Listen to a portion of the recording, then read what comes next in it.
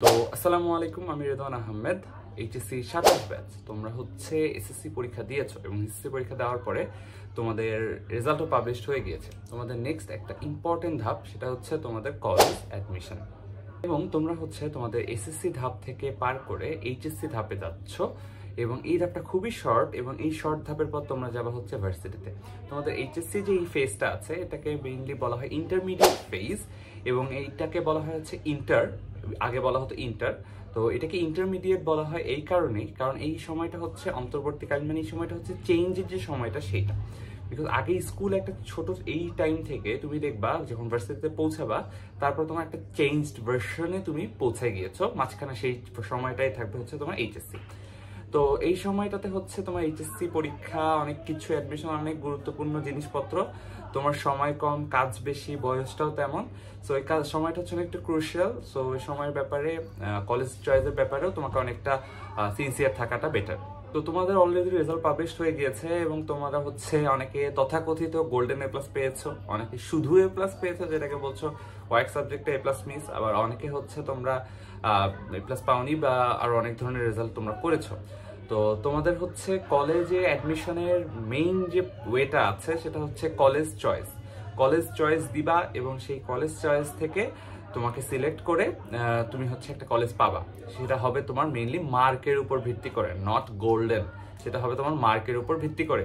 এবং এছাড়া আছে হচ্ছে কলেজ অ্যাডমিশন টেস্ট এক্সাম, মানে অ্যাডমিশন টেস্টের মাধ্যমে কলেজে প্রবেশ করা। সেক্ষেত্রে ছেলেদের ক্ষেত্রে 3টা কলেজ আছে, Notre Dame, Saint Joseph, Saint Gregory, এবং মেয়েদের ক্ষেত্রে হলি ক্রস।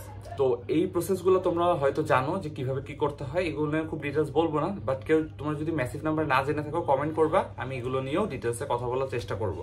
সো আমি মেইনলি আজকে যেই বিষয়ে কথা বলতে এই ভিডিওটা ওপেন করছি সেটা হচ্ছে যে আমি মনে করো তোমাদের এই স্টেজে ছিলাম আজ থেকে 3 বছর আগে।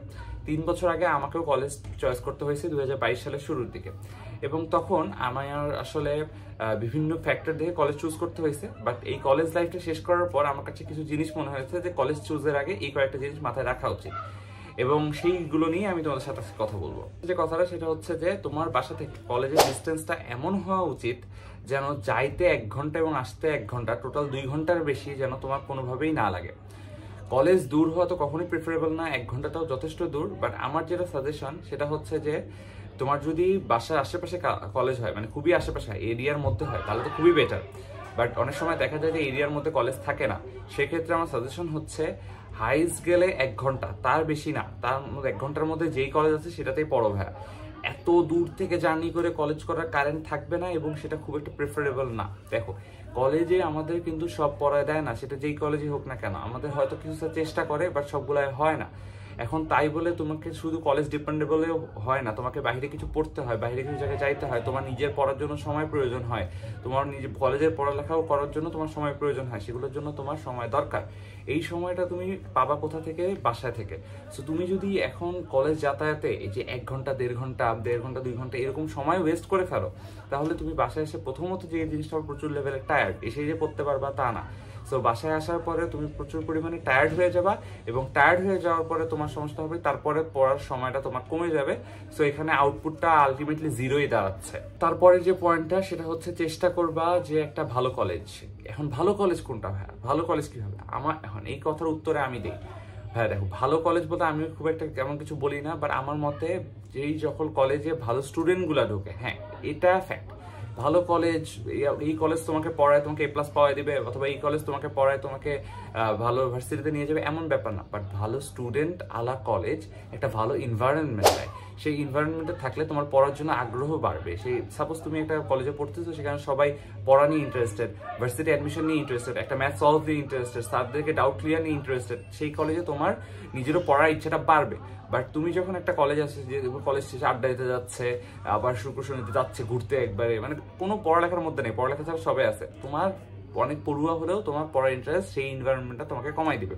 সো চেষ্টা করবা যেখানে একটা ভালো এনভায়রনমেন্ট পাচ্ছ সে এই ধরনের কলেজে যাওয়ার। যদি তাও সম্ভব না হয়, কলেজে ওঠার পরে আশেপাশে কোচিং বা যে কোনো জায়গা থেকে একটা ওরকম গ্রুপের মধ্যে নিজেকে এন্টার করে নিবা যেখানে যেন তোমার পড়ালেখাটা ভালো হয়। ঠিক আছে, এগুলো নিয়ে পরে কথা হবে, বাট এতটুকু সাজেস্ট থাকবে ভালো এনভায়রনমেন্ট আলা কলেজে যাওয়া। অ্যান্ড থার্ড একটা পয়েন্ট, অনেকে এটার সাথে দ্বিমত হতে পারো, বাট সেটা হচ্ছে যে কম্বাইন্ড কলেজ এড়াই চলার জন্য হাইলি রিকমেন্ডেড। কম্বাইন্ড কলেজ খুব ভালো মতো এড়াই চলবা, বিকজ এই ক্রুশিয়াল টাইমটাতে কম্বাইন্ড কলেজ আরও বেশি মারাত্মক খারাপ একটা জিনিস।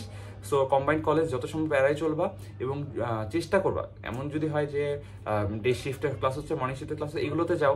একবারে ছেলেদের একবারে মেয়েদের হলে তো আরও বেটার, বিকজ এই টাইমটা হচ্ছে তোমার যেই জিনিসটার ইচ্ছা, যেই জায়গায় যেতে চাও সেই জায়গায় পরিশ্রম করার।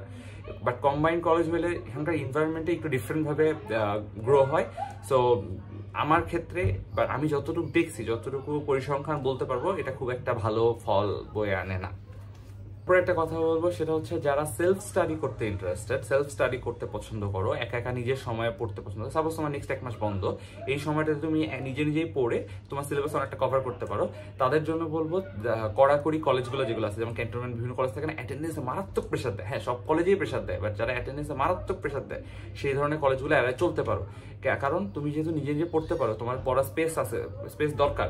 সো এমন স্পেস দেয় যে কলেজ, সেই কলেজগুলোতে একটু যাও, গভর্নমেন্ট টাইপ বা যেগুলোতে একটু হালকা পাতলা, না গেলেও তোমার সমস্যা হবে না, সেই ধরনের কলেজগুলো তোমার জন্য প্রিফারেবল। আর যেই ছাত্রের জন্য বাধা ধরা ইম্পর্টেন্ট, মানে তোমাকে কেউ পড়াই দিতে হবে, পড়ার জন্য বলতে হবে, তাদের জন্য কড়াকড়ি কলেজগুলোতে যাও। বেশি কড়াকড়িতে যে আবার নিজের অবস্থা খারাপ করে ফেলো না, বাট বুঝতেছো আমি তোমাকে বুঝাতে চাচ্ছি। তারপরে একটা কথা হচ্ছে, কলেজে ভর্তির আগে অবশ্যই কলেজের সিনিয়রদের অ্যাডভাইস নিবা, এবং কোন সিনিয়রদের অ্যাডভাইস নিবা? যারা গত বছর ঢুকছে তাদের অ্যাডভাইস না, যারা গত বছর ঢুকছে তাদের অ্যাডভাইস নিবা না। কেন? কারণ তারা হচ্ছে কেবল ঢুকছে, এবং ঢোকার পরে দেখো ভাই, তুমি যে স্কুলে ছিলা, তুমি কিন্তু স্কুলকে দেখা যাচ্ছে মোস্টলি গালি দিছি যে না না এই স্কুল ফালতু, এই স্কুল কেউ আসার দরকার নেই। স্কুল থেকে একটা মানুষ বের হয়, বের হওয়ার পর বুঝে না আসলে স্কুল ঠিক ছিল, স্কুলের কাজগুলো ঠিক ছিল। আমি এখন কলেজের ব্যাপারে যদি বলি, সেন্ট জোসেফ একটু কড়াকড়ি বা কোনো কোনো দিকে অনেক খারাপ আছে, বাট ঠিক আছে, এটা অ্যাডমিশনের জন্য একটা পারফেক্ট কলেজ সেন্ট জোসেফ। এটা আমি বলি, ইঞ্জিনিয়ারিং অ্যাডমিশনের জন্য সেন্ট জোসেফ একটা পারফেক্ট কলেজ।